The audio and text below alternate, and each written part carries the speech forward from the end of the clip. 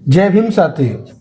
आज हम उस समाज की बात कर रहे हैं जिसने सदियों तक अन्याय और भेदभाव सहा, लेकिन कभी अपने अधिकारों की लड़ाई नहीं छोड़ी। यह वही समाज है जिस दिशा देने का काम महान विचारक और संविधान के निर्माता डॉक्टर बी.आर. अम्बेडकर साहब, बाबा साहब ने कहा था, शिक्षित बनो, संगठित रहो, संघर्ष करो। साथियों, अगर हमें सम्मान, समानता और अधिकार चाहिए तो हमें केवल सामाजिक जागरूकता ही नहीं बल्कि सामाजिक शक्ति भी हासिल करनी होगी, क्योंकि इतिहास गवाह है कि बिना राजनीतिक ताकत के कोई भी समाज अपने अधिकारों की पूरी तरह सुरक्षित नहीं कर सकता। आज जरूरत है कि दलित समाज शिक्षा को हथियार बनाए। पढ़ा लिखा समाज ही अपने अधिकारों को समझ सकता है। संगठन मजबूत करें। जब समाज एकजुट होगा तभी उसकी आवाज मजबूत होगी। राजनीति में भागीदारी बढ़ाएं। पंचायत से संसद तक हमारी भागीदारी जरूरी है।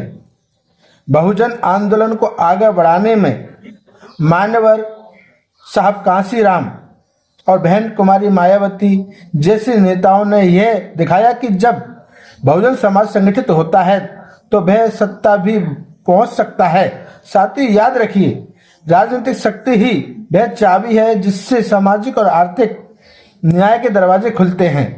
अगर दलित समाज एकजुट होकर वोट की ताकत को समझे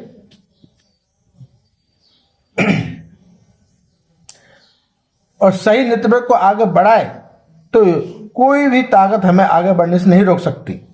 साथियों, तो आइए हम संकल्प लें कि हम अपने बच्चों को शिक्षित करेंगे, समाज को संगठित करेंगे और राजनीति में मजबूत भागीदारी के साथ अपने अधिकारों की रक्षा करेंगे। तो मैं इतना ही कहना चाहूंगा कि हमारे जितने भी दलित नेता हैं या SC, ST, OBC के जो संविधान समर्थक हैं, जो बाबा साहब का सम्मान करते हैं, उनके विचारों पर चलते हैं, तो सभी को एक मंच पर आकर संविधान की रक्षा करनी है।